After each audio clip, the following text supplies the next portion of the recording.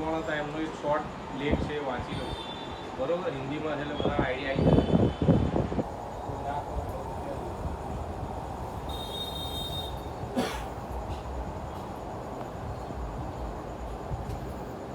चारू मजूमदार और भारतीय कम्युनिस्ट आंदोलन की गौरवशाली विरासत. कोलकाता के लाल बाजार पुलिस लॉकअप में कॉमरेड चारू मजूमदार की मृत्यु के बाद 50 वर्ष बीत चुके हैं. उस समय भारतीय राजनीति की बड़ी सांस जरूरी होगी, यह सोचते हुए कि उनकी मौत से नक्सलवादी के बाद पूरे भारत में फैल जाने वाली क्रांतिकारी लहर का अंत हो जाएगा. लेकिन 5 दशक के बाद जब मोदी हुकूमत विरोध की हर आवाज़ को दबा देने का प्रयास कर रही है, तब उसे इस विरोध को दंडित करने के लिए अर्बन नक्सल शब्द को गढ़ना पड़ा. स्पष्ट है कि नक्सलवादी और चारू मजूमदार का होगा उनकी मृत्यु के 5 दशक बाद भी भारतीय शासकों का पीछा नहीं छोड़ रहा.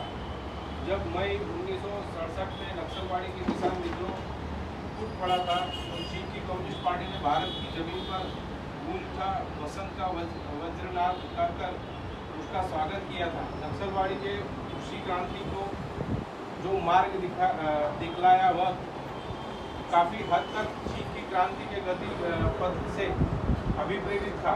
इस प्रकार चारू मजूमदार का नक्सलवादी और 2 वर्ष बाद गठित हुए भाकपा माले को चीनी क्रांति और माओ सेतुंग के नेतृत्व में चलने वाली चीन की कम्युनिस्ट पार्टी के साथ मिलाकर देखा जाने लगा. लेकिन कई तरह से नक्सलवाद और भाकपा माले ने कम्युनिस्ट आंदोलन को भारत की सामाजिक और ऐतिहासिक जमीन में भी गहराई तक ले जाने में कामयाबी पाई. नक्सलवादी को मार्क्सवाद के भारतीयकरण, भारत की विशिष्ट स्थिति और संदर्भों में मार्क्सवाद के सार्वजनिक क्रांतिकारी उसूलों के क्रियान्वयन की दिशा में एक बड़ी छलांग के रूप में देखा जा सकता है. नक्सलवादी कोई रातों रात होने वाली परिघटना नहीं थी. निश्चय ही इसकी जड़ें भारतीय किसानों के जुझारूपन और भारत के कम्युनिस्ट आंदोलन में गहरे तौर पर धसी हुई थी. चारू मजूमदार ऐतिहासिक तेभागा आंदोलन के नेतृत्वकारी संगठनों में एक थे, जो अविभाजित बंगाल में मेहनतकश किसानों के जमीन और फसल अधिकारों के केंद्र पर संगठित किया गया आंदोलन था. और जब 1948 में कम्युनिस्ट पार्टी पर प्रतिबंध लगाया गया तो उस समय के अनेक कम्युनिस्ट नेताओं के साथ साथ उन्हें भी जेल में बंद कर दिया गया. जेल से बाहर निकलने के बाद वे उत्तर बंगाल के दार्जिलिंग और जलपाईगुड़ी जिले में तेभागा आंदोलन की कमान संभालने पुनः वहां लौट गए. तेभागा के समय से ही जुझारू किसान आंदोलन साथ उनका गहरा लंबा जुड़ा भी था, जिसने चारू मजूमदार को नक्सलवादी में किसान विद्रोह का सपना देखने और उसके व्यापक कृषि क्रांति की दिशा में आगे ले जाने को प्रेरित किया.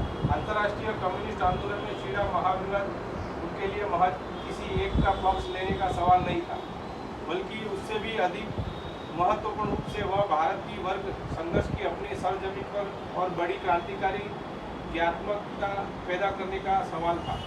भारत के अनेक जुझारू कम्युनिस्ट नेता अभिजीत पृष्ठभूमि से आए थे और विदेशों में पढ़ते वक्त कम्युनिस्ट विचारधारा के संपर्क में आए थे. चारू मजूमदार सर्वथा एक भिन्न परंपरा में शिक्षित हुए थे. अविभाजित बंगाल के स्वतंत्रता आंदोलन की कम्युनिस्ट धारा में शामिल हुए थे और उन्होंने किसानों के संगठित करने में खुद को झोंक दिया था. जब नक्सलवादी के किसान उभार ने छात्रों के बीच क्रांतिकारी जागरण की महती लहर पैदा की, तो चारू मजूमदार ने तुरंत ही उन छात्रों का आह्वान किया कि वे गांव जाएं और भूमिहीन गरीबों के साथ एकरूप हो जाएं. दरअसल वे उसी रास्ते को दिखा रहे थे जिस पर उन्होंने खुद अपनी युवावस्था में सफर किया था. भगत सिंह ने भी नौजवानों से यही आह्वान किया था. भारत के मेहनतकशों और उत्पीड़न जनता के पास जाने का आह्वान. नक्सलवादी के ठीक बाद भारत भर में क्रांतियों ने अखिल भारतीय स्तर पर एक समन्वय बनाने का फिर एक नई कम्युनिस्ट पार्टी गठित करने की जरूरत महसूस की. इस नई पार्टी की शुरुआत करते हुए चारू मजूमदार इसकी क्रांतिकारी विरासत काफ़ी और जोर दिया. उन्होंने इस नई पार्टी को भारतीय कम्युनिस्ट आंदोलन की क्रांतिकारी धारा के बदौर देखा था, जो केरल के कयूर और पुनक्का वायनाड विद्रोह, आंध्र प्रदेश के महान तेलंगाना आंदोलन और अविभाजित बंगाल के ऐतिहासिक तेभागा जागरण की विरासत को आगे ले जा सके। नक्सलवादी और भाकपा माले ने भारत के उपनिवेशवाद विरोधी प्रतिवाद के नए सिरे से और भी गहरे अध्ययन की भी प्रेरणा दी और इसके लिए उसने आदिवासी विद्रोह को इतिहास को सामने लाया, जिसके अंदर यकीनी तौर पर विदेशी शासन के मुक्ति की चाहत धड़क रही थी और जिसने औपनिवेशिक भारत में महान लोकप्रिय जागरण की शुरुआत का संकेत दिया था।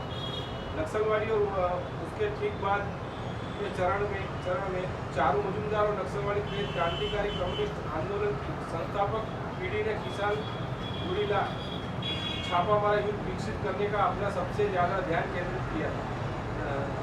नतीजतन चुनावों का बहिष्कार किया गया और जन संगठन तथा आर्थिक संघर्ष की रोजमर्रा की विधाएं पीछे चली गई। चारू मजूमदार के लिए यह तत्कालिक असाधारण परिस्थिति में फौरी विशिष्ट कार्यनीति थी। वे इसे आने वाले हर समय के लिए नई रणनीति नहीं समझते थे। नक्सलवादी के पहले चारू मजूमदार ने जन संगठनों और जन संघर्षों की कभी उपेक्षा नहीं की और वे स्वयं मार्क्सवादी कम्युनिस्ट पार्टी उम्मीदवार के बतौर सिलीगुड़ी से विधानसभा उपचुनाव लड़े थे। भारतीय राज्य द्वारा शुरू किए गए भयानक सैन्य दमन के सम्मुख और 1971 के युद्ध में भारत की विजय के बाद और अपने गरीबी हटाओ नारे तथा बैंक राष्ट्रीयकरण व प्रीवीपर्स के खात्मे जैसे कदमों से पैदा हुई लोकप्रिय समर्थन के साथ इंदिरा गांधी द्वारा अपनी स्थिति को मजबूत कर लिए जाने से राजनीतिक परिस्थिति में आप नाटकीय बदलाव के मद्देनजर चारू मजूमदार ने अपने अंतिम लेखों में धक्के का मुकाबला करने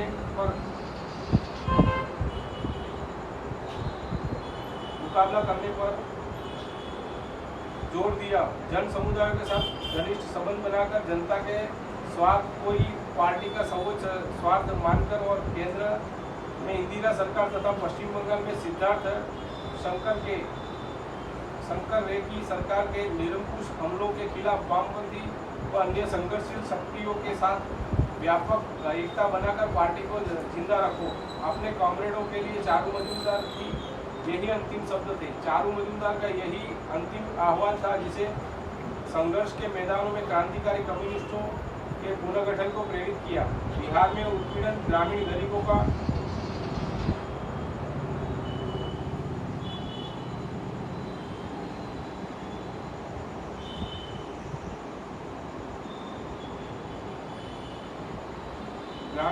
के असीम ऊर्जा, तीव्रता और साहस के सहारे कॉमरेड चारू मजूमदार के दूसरे शहादत दिवस के अवसर पर पार्टी की केंद्रीय कमेटी पुनर्गठित की गई। नक्सलवादी विद्रोह के समूचे गतिपथ पर कॉमरेड चारू मजूमदार की राजनीतिक यात्रा से प्रेरणा और सीख लेते हुए पुनर्गठित भाकपा माले ने केवल इमरजेंसी दौरे में दमन और धक्के को संभाल लिया, बल्कि विभिन्न किस्म की लोकतांत्रिक पहलकदमियों के संघर्ष को शुरू करके पार्टी को पुनर्जीवित और विस्तार की राह पर आगे भी ले गए।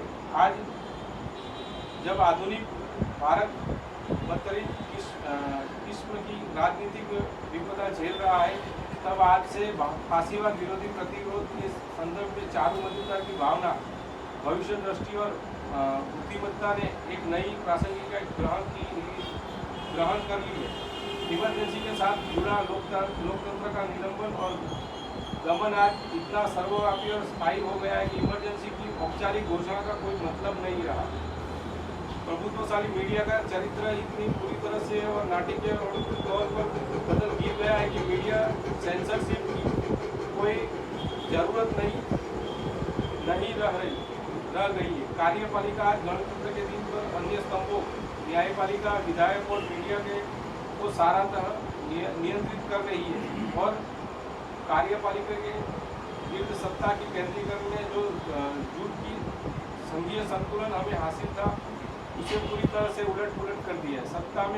सत्ता के बेलगाम केंद्रीकरण और संकेंद्र के साथ सांप्रदायिक विलुप्तकरण का अभूतपूर्व तीखापन तथा नफरत और झूठ का व्यापक फैलाव भी जुड़ गया है। भारत के सामाजिक और सांस्कृतिक ताने बाने पर विभाजन के खौफनाक दिनों के बाद इतना बड़ा हमला कभी नहीं हुआ था और इस घातक फासिस्ट आक्रमण के साथ में मूल्यवान प्राकृतिक अधिसंरचनात्मक और मानव विकास संसाधनों की निरंतर कॉर्पोरेट लूट की चल रही है। स्वतंत्रता आंदोलन की लंबी अवधि में और एक संवैधानिक गणतंत्र है के बतौर भारत के अस्तित्व के 75वें वर्षों में दौरान भारत ने जो उपलब्धियां हासिल की थी और भारत की जनता ने जो अधिकार प्राप्त किए थे वे सब आज दाव पर चढ़ गए हैं। कॉमरेड चारू मजूमदार से सीखते हुए हमें एक बार फिर अपने संचित ऐतिहासिक संसाधनों की गहराई में उतरना होगा और